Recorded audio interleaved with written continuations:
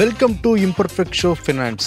நிஃப்டியை பொறுத்த வரைக்கும் 263 புள்ளிகள் குறைஞ்சு 22,829 முடிவடைஞ்சிருக்கு. சென்செக்ஸை பொறுத்த வரைக்கும் 824 புள்ளிகள் குறைஞ்சு 75,366 நிறைவடைஞ்சிருக்கு. வாரத்துடைய முதல் நாள். வாங்க நம்ம பொருளாதார விமர்சகர் நாகப்பன் சார் கிட்ட டீட்டெயிலாக நிறைய விஷயங்கள் பேசிடுவோம். சார் வணக்கம். வணக்கம் சிபி. நிஃப்டி சென்செக்ஸ் ரெண்டுமே இறக்கத்துல தான் முடிவடைஞ்சிருக்கு. இருந்தா கூட இந்த 23,500ங்கிற நோக்கி வந்துகிட்டு இருக்க மாதிரி இருக்கு நிஃப்டில இருந்து. எப்படி சார் ஓவரால் எப்படி பாக்குறீங்க இது எல்லாமே? இல்ல இது நம்ம இன்னைக்கு சந்தையை பற்றி அதுக்கு பேசுவோம். அதுக்கு முன்னால ஒரு கிளாரிபிகேஷன் ஒன்னு சொல்லிடணும். வெள்ளி அன்று நம்ம பேசும் பொழுது அந்த பங்குச்சந்தையினுடைய இறக்கத்துக்கான காரணத்தை கேட்கும் பொழுது பார்மா செக்டாருடைய இறக்கத்தை பத்தி பேசணும். அப்ப நீங்க கேள்வி கேட்டிருந்தீங்க. அப்ப நான் தவறுதலாக டாக்டர் ரெட்டிங்கிறதுக்கு பதில் சயன்ட்னு சொல்லிட்டேன். That's inadvertent error. I regret it. அதை நம்ம முதல்ல சொல்லிடணும். ஏன்னா நிறைய பேர், சில பேர் விவரம் தெரிஞ்சவங்களுக்கு நல்லா தெரியும், கேட்டிருப்பாங்க, அவங்க கேட்டிருக்காங்க இன்ஃபேக்ட் அவங்க கூட. பட் தெரியாதவங்க தவறா அதை எடுத்துக்க கூடாது. அவங்களுடைய செய்யக்கூடிய பல வேலைகள்ல ஒரு சிறு பகுதி அவங்க பார்மா செக்டர் பண்றாங்க. அது நிச்சயமா பார்மா நிறுவனம் அல்ல. அந்த கிளாரிபிகேஷனை நம்ம சொல்லிடணும். And I also regret. Now சந்தையை பத்தி பேசலாம். Yes sir. இன்னைக்கு பாத்தீங்கன்னா இந்த ஒரு பிராடர் மார்க்கெட்டும் சரி, நிப்டி சென்செக்ஸும் சரி, எல்லாமே இன்னைக்கு அக்ராஸ் த போர்ட் செக்டார். அப்புறம் 52 வீக் ஹைலோ, அதே மாதிரி அப்பர் சர்க்யூட் ஹிட் பண்ணது, லோயர் சர்க்யூட் ஹிட் பண்ணது, அட்வான்ஸ் டிக்ளைன், எப்படி பார்த்தாலும் எல்லா விதத்திலையும் it is a clear indication that it is a negative territory. நீங்க சொன்ன மாதிரி 23,500 நோக்கியெல்லாம் இன்னும் வரல. அது இன்னும் இன்ஃபேக்ட் இன்னைக்கு 263 பாயிண்ட் இறங்கி இருக்கு. 22,829 இருக்கு. அடுத்த சப்போர்ட் சொன்னது முதல்ல 22,800 கிட்ட சொன்னாங்க. அந்த சப்போர்ட்டை கூட இன்னைக்கு கிட்டத்தட்ட டெஸ்ட் பண்ணிருக்கு. இன்னைக்கு அது அந்த 22,798 அப்படிங்கிற அளவுக்கு வந்துட்டு தான் அது போயிருக்கு. ஸோ அந்த அடுத்த சப்போர்ட், கிரிட்டிக்கல் சப்போர்ட்டையும் டெஸ்ட் பண்ணிருக்கு. இன்னைக்கு நாளையும் அதை டெஸ்ட் பண்ணுச்சுன்னா என்னன்னு பார்க்கணும். முக்கியமான காரணம் என்ன அப்படின்னு பாத்தீங்கன்னா, சர்வதேச சந்தைகள், குறிப்பாக சர்வதேச சந்தைன்னு சொல்றதை விட அமெரிக்க பங்கு சந்தை. அந்த அமெரிக்க பங்கு சந்தையிலையும் இன்னும் குறிப்பாக சொல்லணும்னா நாஸ்டாக். அந்த ஃபியூச்சர்ஸ் பாத்தீங்கன்னா, இப்ப பங்குச்சந்தை அங்கு மாலை 8 மணிக்கு ஆரம்பிக்கும். இப்ப சம்மர் விண்டரை பொறுத்து 7 மணி அல்லது 8 மணி. இப்ப 8 மணிக்கு ஆரம்பிக்குது விண்டருங்கிறதுனால. நம்ம இந்திய நேரம் 8 மணிக்கு ஆரம்பிச்சு நள்ளிரவில் முடிவடையும். நள்ளிரவுக்கு பின்னர் முடிவடையும். அப்படி முடிவடையும் பொழுது அதுக்கு பிறகு ஃபியூச்சர்ஸ்ல இண்டெக்ஸ் மட்டும் ட்ரேட் ஆகும். ப்ராமினன்ட் இண்டெக்ஸ்லாம், இண்டிசஸ்லாம். எப்படி நம்முடைய சென்செக்ஸ், நிஃப்டி இருக்கு, கிஃப்ட் நிஃப்டியை பத்தி கூட சென்ற வாரம் பேசணும் இல்லையா? நம்ம மார்க்கெட் 9 மணிக்கு ஆரம்பிச்சா கூட அந்த கிஃப்ட் நிஃப்டிங்கிறது அதிகாலையில் ஆரம்பிச்சிடும் அப்படின்னு பத்தி பேசிக்கிட்டு இருந்தோம். சிங்கப்பூர் நிஃப்டியா இருக்கும் பொழுதுல இருந்து 7 மணிக்கு அது ஆரம்பிச்சிடும் அப்படின்னு பேசியிருந்தோம். ஸோ அது மாதிரி பார்க்கும் பொழுது இங்க US 100 டெக் இண்டெக்ஸ் ஒன்று இருக்கு. அது டோ ஜோன்ஸ் அடிப்படையிலானது. அதே மாதிரி US 13 ஒன்று இருக்கு. அது நாஸ்டாக்கின் அடிப்படையிலானது. ரெண்டுமே கணிசமான இறக்கத்தில் வணிகம் நடக்குது. குறிப்பாக US 30 பாத்தீங்கன்னா 400 புள்ளிகள் குறைஞ்சிருக்கு. கிட்டத்தட்ட 1% குறைஞ்சு டோ ஜோன்ஸ் 44,000 கிட்ட ட்ரேட் ஆகிட்டு இருக்கு. அதே சமயத்துல நாஸ்டாக் 100 அதனுடைய டெரிவேட்டிவ் ஃபியூச்சர்ஸ் பாத்தீங்கன்னா US 100 டெக் இண்டெக்ஸ்ங்கிறது பாத்தீங்கன்னா இன்னைக்கு 961 புள்ளிகள் இறங்கி இருக்கு. கிட்டத்தட்ட 4.5% இன்னைக்கு இறங்கி இருக்குது. இப்ப அடுத்து அதற்கான காரணம் என்ன? இப்ப நம்ம இந்திய சந்தை இறங்குவதற்கு 2 காரணங்கள் நான் நினைக்கிறேன். முக்கியமாக 3 காரணங்கள். முதல் காரணம், அமெரிக்க பங்கு சந்தை பெரும் வீழ்ச்சியை சந்தித்தது ஒரு காரணம்.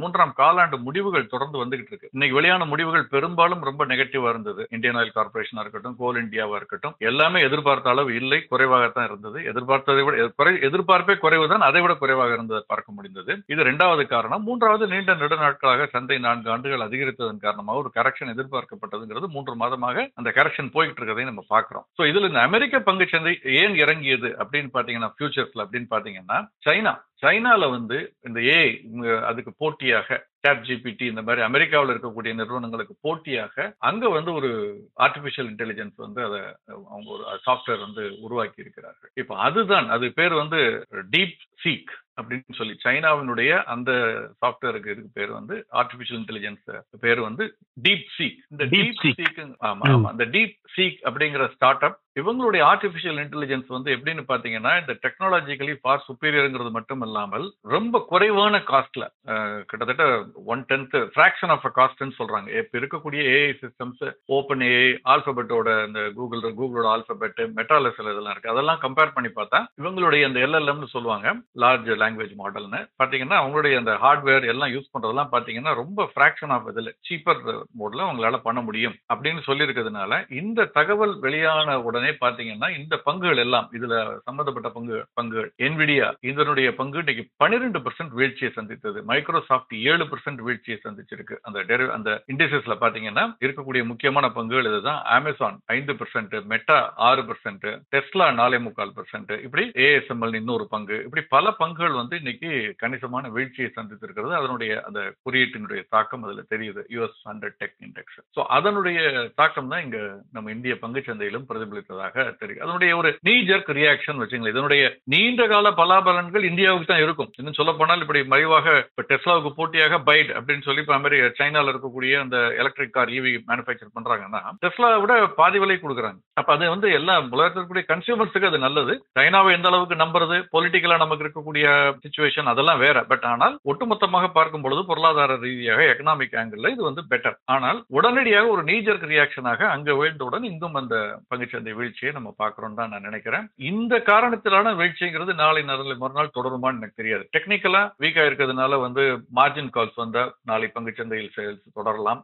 மேலும் விற்பனை தொடரலாம். இந்த மார்ஜின் கால் இந்த பங்குகளை கடன் வைத்து இந்தியாவில் உள்ள பங்குகளை கடன் வைத்து அடமானம் வைத்து கடன் வாங்கியிருப்பாங்கல்ல, அவங்களுக்கு இப்ப இந்திய பங்குச்சந்தையினுடைய வீழ்ச்சியின் காரணமாக அந்த பணத்தை கட்ட சொல்லுவாங்க. வித்தியாசத்தை மார்க்கெட் மார்ஜினை கட்ட முடியாத பட்சத்துல அந்த பங்கு விற்பனைக்கு வரும். அவங்க அடமானம் வைத்திருக்கக்கூடிய பங்குகள் விற்பனைக்கு வரும். அதன் காரணமாக நாளை ஒருவேளை வீழ்ச்சி வரலாமே தவிர இந்த காரணத்தினால மேலும் வீழ்ச்சி தொடரும்னு நான் நம்பல. ஓகே, ஒரு பட்டர்ஃப்ளை எஃபெக்டா இருக்கே சார். சைனால அறிவிப்பு சொல்லிடுறாங்க, US மார்க்கெட் குறையுது, அதனால இந்திய மார்க்கெட் வந்து குறையுது. இருந்தா கூட இன்னொரு சந்தேகம்னா சார், இப்பதான் அறிவிச்சிருக்காங்க அதோடைய செயல்பாடு எல்லாம் பாக்குறதுக்கு முன்னாடியே முதலீட்டாளர்கள் முடிவு பண்ணிடுவாங்களா அந்த கம்பெனி நல்ல கம்பெனி நல்லா வரும், இது என்விடியாக்கு காம்படிஷன் வரும் அப்படின்னு?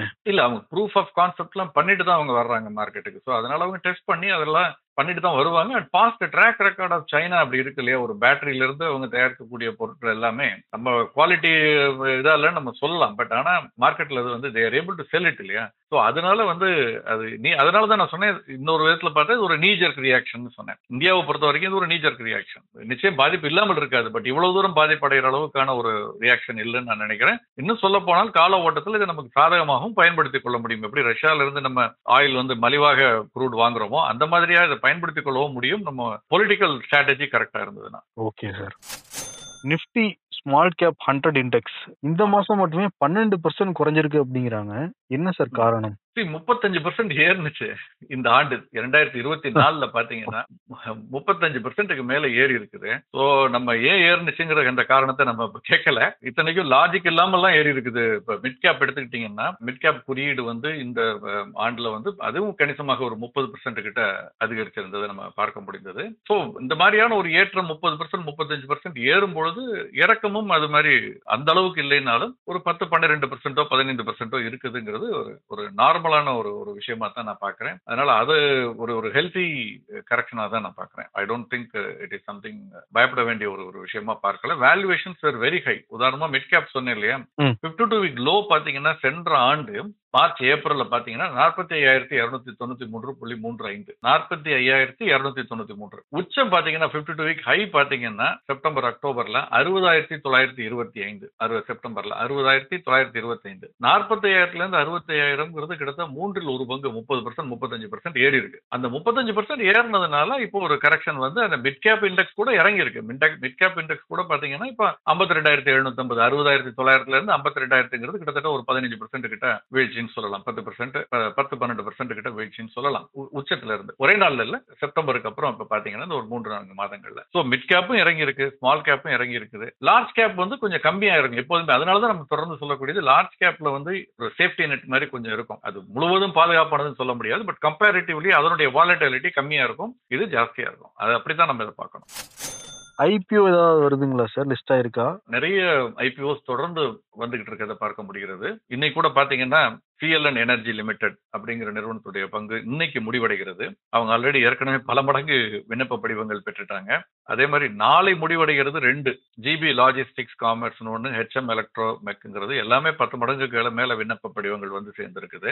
நாளை துவங்கி 31 முடிவு போறது Malpani pipes and fittings limited 85 ரூபாயிலிருந்து 90 ரூபாய் பங்கு விலை வச்சிருக்காங்க.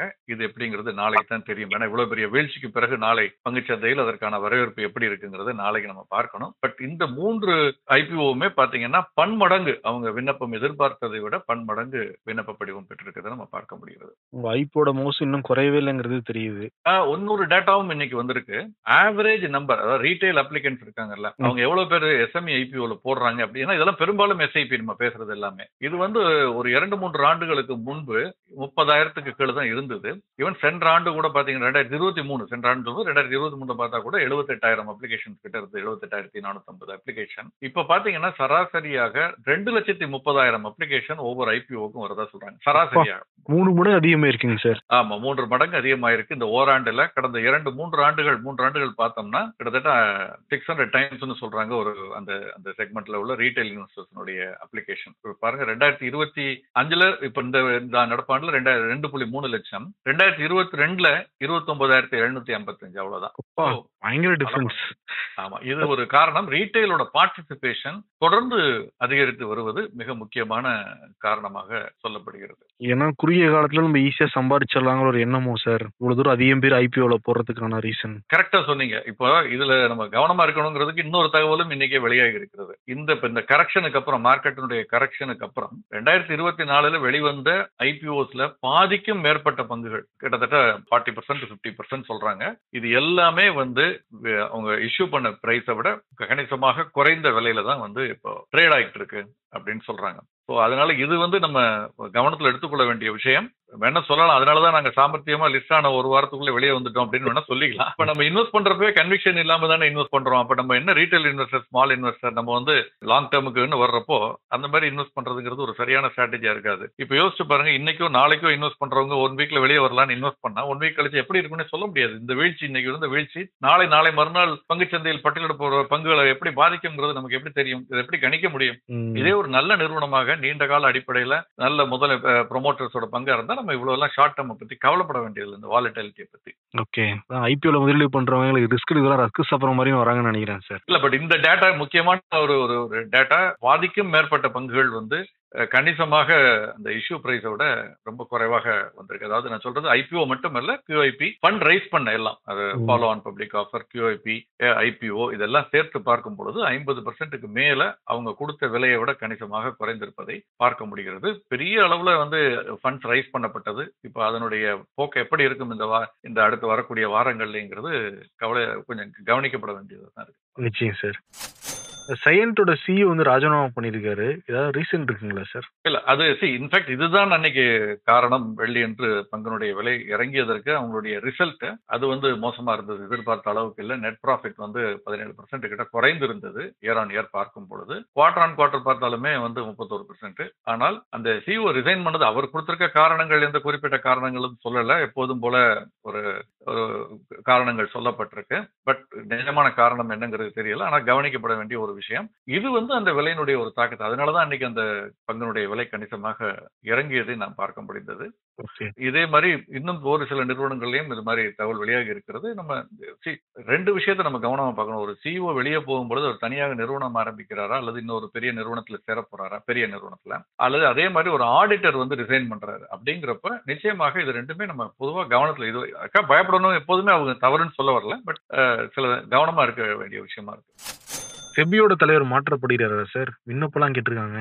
இல்ல, அது அவருடைய டேர்ம் முடிந்தது. அந்த டேர்ம் நார்மலா 3 வருஷம் பண்ணுவாங்க, சில சமயம் 5 ஆண்டுகள்னு இருந்திருக்காங்க. இந்த 3 ஆண்டுகள் முடிந்த பிறகு சம்டைம்ஸ் ரினியூ பண்ணுவாங்க, அல்லது கால் ஃபார் பண்ணிட்டு அதுல அவருமே திரும்ப பங்கு பெறலாம், அவரே எடுக்கலாம். அதுக்கான வாய்ப்புகளும் இருக்கு. பட் பொதுவாக 3 ஆண்டுகளுக்கு ஒரு முறை அதை மாத்துறதுங்கிறது கடந்த காலத்துல வந்து ஒரு ட்ரெடிஷனா இருந்துட்டு வந்திருக்கு. அவங்களுடைய அந்த பீரியட் அவ்வளவுதான். அந்த பீரியட் முடிஞ்ச உடனே இது பண்றாங்க. அதனால கால் ஃபார் பண்ணிருக்காங்க. அதுக்கப்புறம் பெரிய ப்ராசஸ் இருக்கு. பினான்ஸ் மினிஸ்ட்ரி எல்லாம் அதுல பெரிய அளவுல இன்வால்வ்டு. பல விண்ணப்பங்கள் பெறப்பட்டு அந்த இன்டர்வியூ கமிட்டி மீட் பண்ணி அதுல தேர்ந்தெடுத்து தான் பண்ணுவாங்க. கேபிட்டல் மார்க்கெட் எக்ஸ்பீரியன்ஸ்ங்கிறது ரொம்ப முக்கியமாக பார்ப்பார்கள். நேரடியாக கேபிட்டல் மார்க்கெட்ல மட்டும் எக்ஸ்பீரியன்ஸ் இருப்பவங்க கிடைக்காதுங்கிறதுனால பொதுவா பிஎஃப்எஸ்சி செக்டார்ல இருந்து வந்தவங்க இருக்காங்க. கடந்த காலத்துல பாத்தீங்கன்னா வாஜ்பாயின் இருந்தாரு, அவர் இன்சூரன்ஸ் செக்டார்ல இருந்து வந்தார். இப்போ இன்சூரன்ஸ்லயும் கேபிட்டல் மார்க்கெட் எக்ஸ்போஷர் கொஞ்சம் இருக்கு. பிஎஃப்எஸ்சி செக்டார்ங்கிறதுனால ஃபைனான்சியல் சர்வீசஸ் சம்பந்தமா தெரியும் அப்படிங்கிறதுனால அவர் எடுத்திருக்கலாம். அந்த மாதிரி அதுக்கு அவுட் சைடு அட்மினிஸ்ட்ரேட்டிவ் சர்வீஸ்ல இருந்து வந்திருக்காங்க நிறைய பேர். தாமோதரன் இருந்தாரு. அந்த மாதிரி நிறைய அட்மினிஸ்ட்ரேட்டிவ் சர்வீஸ்ல இருந்து வந்திருக்காங்க. கேபிட்டல் மார்க்கெட்லயே இருந்து வந்தவங்க வாய்ப்புங்கிறது இன்னும் சொல்ல போனா குறைவு. திரு பாவே இருந்தாரு, அவர் வந்து கேபிட்டல் மார்க்கெட்டை பிறந்து வளர்ந்தவர் சொல்லலாம். அந்த மாதிரி என்எஸ்சியினுடைய ஃபவுண்டிங் டேஸ்ல இருந்து இருந்தவர் அவரு. அதுல இருந்து என்எஸ்டிஎலுக்கு போனாரு, என்எஸ்டிஎலுடைய சிஓ வந்து இதுக்கு வந்தாரு. அந்த டைத்துல ஒரு கான்ட்ரோவர்சி கூட இருந்தது, கான்ஃபிளிக்ட் ஆஃப் இன்ட்ரெஸ்ட் இருக்கா, என்எஸ்டிஎல் மேல செபி ஒரு என்கொயரி போட்டிருக்கு, அப்படி இருக்கையில அது செய்த தவறுகளுக்கு என்கொயரி இருக்கும்போது அதனுடைய தலைவரை இங்க எடுக்கிறதா அப்படின்லாம் வந்தது. அதை தனியா ஒரு சைலோ ஒரு ஒரு சைனீஸ் வால் மாதிரி கிரியேட் பண்ணிட்டு பண்றோம்லாம் சமாதானம் சொன்னாங்க. அது ஒரு சரியான ஒரு அணுகுமுறை இல்லை. பட் ஆனாலும் பவேங்கிற ஒரு ஒரு அவ்வளவு ஒரு அனுபவம் மிக்கவரை இழக்க முடியாத ஒரு ஒரு அந்த காலகட்டம் இருந்ததுனால அவரை ரெக்ரூட் பண்ணாங்க. அவருக்கு இணையாக வேற ஆள் கிடைப்பதிலே அன்னைக்கு காலத்துல கஷ்டம் இருந்திருக்கலாம். ஏன்னா அவ்வளவு ஒரு ஒரு நாலேஜபிள் ஒரு எக்ஸ்பீரியன்ஸ்டு பர்சன். ஸோ இப்போ அடுத்து வரப்போறவர் எப்படி இருக்காருங்கிறது பொறுத்து வந்து பார்க்கணும். நிச்சயம் சார். ஆனா செபியில ஏகப்பட்ட குளறுபடிகள் பார்த்தோம் கடந்த ஒரு 2 வருஷமா. பட்ஜெட்டை பத்தி தான் எல்லாருமே எதிர்பார்த்துக்கிட்டு இருக்காங்க, ரொம்ப ஆவலோட எதிர்பார்த்துக்கிட்டு இருக்காங்க. இந்த சூழல்ல வந்து நார்மலா பீப்புள் கட்டுற அந்த டாக்ஸை விட கார்பரேட் கட்டுற டாக்ஸோட பீப்புள் கட்டுற டாக்ஸ் ரொம்ப அதிகமா இருக்குங்கிற ஒரு டேட்டா வந்து வெளியாயிருக்கு. நானும் பார்த்தேன் சோசியல் மீடியால, தனிநபரை வந்து கசக்கி பிழிந்து வட்டி வாங்குற மாதிரி வரி வாங்குற மாதிரி எல்லாம் நிறைய மீன்ஸ் எல்லாம் போட்டிருந்தாங்க. கார்பரேட்ஸ் கட்டுறதை விட தனிநபர் அதிகமா கட்டுறாங்களே அப்படின்னு. இது data CBDT data, central board of direct taxes அல்லது இன்கம் டாக்ஸ் இந்தியா .gov.in போய் பாத்தீங்கன்னா பிரஸ் ரிலீஸ்ல இருக்க டேட்டா தான் இது. 2024-25 இந்த ஆண்டுக்கு, நடப்பு ஆண்டுக்கு இந்த ஜனவரி மாதம் 12ஆம் தேதி வரையிலான ஒரு டாக்ஸ் கலெக்ஷன் டேட்டா வெளியிட்டு இருக்காங்க. டைரக்ட் டாக்ஸ் கலெக்ஷன் குறித்து. இன்டைரக்ட் டாக்ஸ்ங்கிறது ஜிஎஸ்டி, கஸ்டம்ஸ், மற்ற அதெல்லாம் தனியா வரும். பட் இது வந்து டைரக்ட் டாக்ஸ். இதுல வந்து நெட் கலெக்ஷன் லெவல்ல டைரக்ட் டாக்ஸ், கார்பரேட் டாக்ஸ் பாத்தீங்கன்னா டைரக்ட் டாக்ஸ்ங்கிறது என்னன்னா 3 உள்ளடக்கியது. இன்ஃபேக்ட் 4 மெயினா வந்து கார்பரேட் டாக்ஸ், அதுக்கடுத்து நான் கார்பரேட் டாக்ஸ்னு சொல்லுவாங்க என்சிடின்னு, மூன்றாவது செக்யூரிட்டி டிரான்சாக்ஷன் டாக்ஸ், இது போக சில டாக்ஸஸ் இருக்கு, அதர் டாக்ஸஸ். இதுல கார்பரேட் டாக்ஸ்ங்கிறது வந்து 7,68,168 கோடி. நான் கார்பரேட் டாக்ஸ்ங்கிறது வந்து 8,74,442 கோடி. அதனாலதான் இது கார்பரேட்டை விட நான் கார்பரேட்டுங்கிறது அதிகமா இருக்கே, அப்ப தனிநபர்களிடம் அதிகமாக டாக்ஸ் வாங்குறீங்களாங்கிற ஒரு கேள்வி வந்திருக்கு. ஒரு பக்கம் வந்து தனிநபர்கள் இவ்வளவு சம்பாதிக்கிறாங்க, இவ்வளவு வருமான வரி கட்ட அளவுக்கு வளர்ந்திருக்கிறார்கள் மகிழ்ச்சியாக இருந்தாலும் அது வந்து அவங்க கம்ப்ளைண்ட்ஸ்னால வந்திருக்கா அல்லது அதிகமாக கார்பரேட்ஸ் வந்து கம்மியா கட்டுறாங்களா, இது ஒப்பீட்டு அடிப்படையில் பிரச்சனை வருது. இப்ப இதுல ஒரு விஷயம் நம்ம பார்க்கணும். என்சிடி அல்லது நான் கார்பரேட் டாக்ஸ்ங்கிறது என்னன்னா தனிநபர் மட்டுமல்ல, பிரிடாமினன்ட்லி தனிநபர்கள் தான். அது தவிர ஹிந்து அன்டிவைடட் ஃபேமிலின்னு சொல்லக்கூடிய HUF, firms, association of person AOPன்னு சொல்லுவாங்க, அந்த மாதிரி local authorities, artificial judicial person இருக்கு, அந்த மாதிரி எல்லாம் இருக்கு. அது மாதிரி இவங்க எல்லாம் சேர்த்து நிறுவனங்கள் அல்லாத மற்றவங்க எல்லாரும் ஒரு சேர்ந்து கட்டக்கூடிய வரி இது. இதனுடைய பிரேக்கப் கிடைச்சா நமக்கு இன்னும் எளிமையாக புரியும் எவ்வளவு தனி நபர்கள் மட்டும், இண்டிவிஜுவல்ஸ் மட்டும் கட்டியிருக்காங்கிறது நமக்கு தெரிய வரும். பட் நிச்சயமா பிரிடாமினன்ட்லி இது வந்து இண்டிவிஜுவல்ஸ் உடைய டாக்ஸ் தான் இதில் அதிகமா இருப்பதற்கான வாய்ப்புகள் அதிகம். அதுபோல் செக்யூரிட்டி டிரான்சாக்ஷன் டாக்ஸ்லயுமே பெரும்பகுதி வந்து தனிநபர்கள் கட்டக்கூடியதாக தான் இருக்கும். ட்ரேடர்ஸ் அல்லது ட்ரேடர்ஸ் ரிலேட்டட் அந்த கார்பரேட்ஸ் இருக்கதா இருக்கும். 44,538 கோடி. ஆனா ஒரு நல்ல விஷயம் என்ன அப்படின்னு பாத்தீங்கன்னா, ஒட்டு மொத்தமாக 16,89,928 கோடி டாக்ஸ் கலெக்ஷன் ஆயிருக்கு. சென்ற ஆண்டு இதே பாத்தீங்கன்னா, சென்ற ஆண்டு ஆமா இதே 2024 பாத்தீங்கன்னா 23-24 பாத்தீங்கன்னா 14,58,379. இன்னொரு விஷயம், இந்த ஆண்டுல கிராஸ் கலெக்ஷன் இந்த ஜனவரி 12 வரைக்கும் டைரக்ட் டாக்ஸ் கலெக்ஷன் மொத்த லெவல்ல 19.94% அதிகரிச்சிருக்கு. கிட்டத்தட்ட 20% அதிகரிச்சிருக்கு. இதுல ரீஃபண்ட் கொடுத்திருக்காங்க. ரீஃபண்ட் போக நெட் லெவல்ல பாத்தீங்கன்னா கிட்டத்தட்ட 16% அதிகரிச்சிருக்கு. கரெக்டா சொல்லணும்னா 15.88% டாக்ஸ் கலெக்ஷன் அதிகரிச்சிருக்கு. டைரக்ட் டாக்ஸ் கலெக்ஷன் அதிகரிச்சிருக்கனாலே அவங்க அதிகமாக லாபம் சம்பாதித்திருக்கிறார்கள், அது தனிநபரோ அல்லது நிறுவனமோ இருந்தாலும். என்னை பொறுத்த வரைக்கும் ஒரு தனிநபரா என்னுடைய கருத்து, நிச்சயம் என்ன நீங்களும் திட்டுவீங்கன்னு நினைக்கிறேன், தனிநபருக்கு இன்கம் டாக்ஸ் கட்டுறது, தனிநபரோ கார்பரேட்டோ ஒப்பீட்டு அடிப்படையில் பாக்குறது ஒரு கரெக்ட் தான். பட் ஆனா தனிநபர் யாரா இருந்தாலும் டைரக்ட் டாக்ஸ் அதிகரிக்கிறதுல எனக்கு சந்தோஷம். ஏன்னா நம்ம நிறைய சம்பாதிக்கிறதுனாலதான் நிறைய கட்டுறோம். பட் என்ன நான் கேட்பேன்னா வந்து இன்டைரக்ட் டாக்ஸை குறைக்கணும், கணிசமாக ஜிஎஸ்டியை கணிசமாக குறைக்கணும். என்ன காரணம்னா, வருமானம் இருப்பவர்கள் மட்டும் கட்டக்கூடியது வருமான வரி, வருமானம் இல்லாதவர்களும் கட்டக்கூடியது ஜிஎஸ்டி, செலவு செய்ய ஒவ்வொருத்தரும் கட்டக்கூடியது ஜிஎஸ்டி. சோ அந்த இன்கம் டாக்ஸ் பிராக்கெட்டுக்கு கீழே இருக்கவங்க, அந்த அளவு கூட வருமானம் இல்லாதவங்க கூட அவங்க சம்பாதிக்கக்கூடிய பணத்துல கணிசமான பகுதியை 12%, 18%, 5% கட்டுறாங்க. சோ அதை குறைக்கணுங்கிறது தான் வந்து ரொம்ப நியாயமான ஒரு கோரிக்கையா இருக்கும் நான் நினைக்கிறேன். அதனால நீங்க கமெண்ட்ஸ்ல வந்து ரொம்ப திட்டாதீங்க. இல்ல, மக்களோட கருத்து என்ன சார், அவங்களும் டாக்ஸ் கட்ட ரெடி தான். இதை கூட கவர்மெண்ட் நமக்கு என்ன திருப்பி கொடுக்குதுங்கிற ஒரு கேள்விதான் அவங்க மத்தியில, வேற ஒன்றும் கிடையாது சார். எஜுகேஷனா இருக்கட்டும், ஹாஸ்பிட்டலா இருக்கட்டும், இன்ஃப்ராஸ்ட்ரக்சர் இருக்கட்டும். நிச்சயமா நீங்க சொல்றது ரொம்ப வேலிடான பாயிண்ட். நான் டாக்ஸ் கட்டுறதை பத்தி எனக்கு ஒண்ணும் இல்ல. இதை 2 விதமா நம்ம பார்க்கலாம். ஒண்ணு, டாக்ஸ் கட்டுறதை பத்தி ஒண்ணும் இல்ல, அதற்கு எனக்கு நேரடியாக பலன் வேண்டாம், பொதுமக்களுக்கு எல்லாருக்குமே பலன்கள் இருந்தா நல்லதுதான். நம்ம வெல்ஃபேர் மெஷர்ஸோ அல்லது இன்ஃப்ராஸ்ட்ரக்சர் பில்டிங்லயோ இருந்தா நல்லது. அது எங்க நடந்திருக்கு அப்படிங்கிற 2வது கேள்வி எங்க வருது அப்படின்னு பார்த்தீங்கன்னா, ஒரு எஸ்எம்இ மாதிரி நிறுவனங்கள், அவங்களுக்குலாம் சோஷியல் செக்யூரிட்டியே கிடையாதுங்க. வேலை பார்க்கறவங்களுக்கும் கிடையாது, அங்க இருக்கவங்களுக்கும் கிடையாது. சிறு குறு நிறுவனங்கள் பார்த்தீங்கன்னா, அந்த நிறுவனங்கள் லாபம் ஈட்டும் வரை அது முதலாளிகள் நல்ல டாக்ஸ் கட்டுறாங்க. நஷ்டம் வந்தா எந்த விதமான ஒரு காம்பன்சேஷனோ அல்லது சோஷியல் செக்யூரிட்டியோ எதுவுமே கிடையாது. இந்த மாதிரி நீங்க தமிழ்நாட்டினுடைய பல பகுதிகளுக்கு போனீங்கன்னா சிறு குறு நிறுவனங்கள் நடத்தி நசிந்து போனவர்கள் அப்புறம் எவ்வளவு இருக்காங்கிறது தெரியும். ஸோ அந்த ஆங்கிள்லயுமே அவங்களுக்கு ஏதாவது ஒரு சோஷியல் செக்யூரிட்டி மெஷர் இல்லாம இருக்கிறது வருத்தப்படி. கமாடிட்டி மார்க்கெட் எப்படி சார் இருந்தது இன்னைக்கு? கரன்சி கமாடிட்டி ரெண்டுலயும், கரன்சியை பொறுத்த வரைக்கும் பெரிய மாற்றம் இல்லை. ரூபாய் இன்னும் கூட கொஞ்சம் வலுவாகத்தான் 86.33 தேசிய பங்குச்சந்தையில முன்பேற வணிகத்துல. கமாடிட்டி பொறுத்த வரைக்கும் தங்கத்தினுடைய விலையில் பெரிய மாற்றம் இல்லை. 80,000 ரூபாய்க்கு அருகாமையில் நடந்துகிட்டு இருக்கு. இன்டர்நேஷனல் மார்க்கெட்லயும் இந்த 2766 அப்படிங்கிற அளவுல இருக்கு. வெள்ளியை பொறுத்தவரை ஒரு சின்ன வீழ்ச்சி, 91,000 ரூபாய்க்கு கீழே வந்திருக்குது. அதே மாதிரி அங்கேயுமே இன்டர்நேஷனல் மார்க்கெட்லயும் ஒரு சின்ன வீழ்ச்சி இருக்கிறத பார்க்க முடிகிறது. ஆனா பெரிய மாற்றங்கள் எதுவும் இல்லை. கச்சா எண்ணெய் விலை 74.53 அப்படின்னு இருக்கு. இங்க எம்சிஎக்ஸ் சந்தையிலுமே எம்சிஎக்ஸ் பொறுத்த வரைக்கும் சின்ன ஏற்றம், இன்னைக்கு 6,485 ரூபாய்னு இருக்கிறத பார்க்க முடிகிறது. பட் பெரிய மாற்றங்கள் எதுவும் இல்லை. பெரும்பாலும் ஒரு சைட்வேஸ் மூவ்மெண்ட், அந்த ரேஞ்ச் பவுண்டு கூட ஏற்ற இறக்கத்தோடு இருக்கு கச்சா எண்ணெயோ தங்கமோ வெள்ளியோ. சிறப்புங்க சார். ஏன் ஷேர் மார்க்கெட் குறைஞ்சது 3 காரணங்கள்ல சொல்ல ஆரம்பிச்சு நிறைய தகவல்களை அடுக்கி வச்சிருக்கீங்க இன்னைக்கு ஷோல. ரொம்ப நன்றி sir. Thank you so much sir. நன்றி. மேலும் நானே விகடன் யூடியூப் சேனல்ல வரப்போற பிசினஸ் மற்றும் பினான்ஸ் சம்பந்தமான வீடியோக்களை உடனே பார்க்க இந்த வீடியோ கீழே உள்ள சப்ஸ்கிரைப் பட்டனை கிளிக் பண்ணுங்க அண்ட் மறக்காம அந்த பெல் ஐக்கனையும் கிளிக் பண்ணிடுங்க.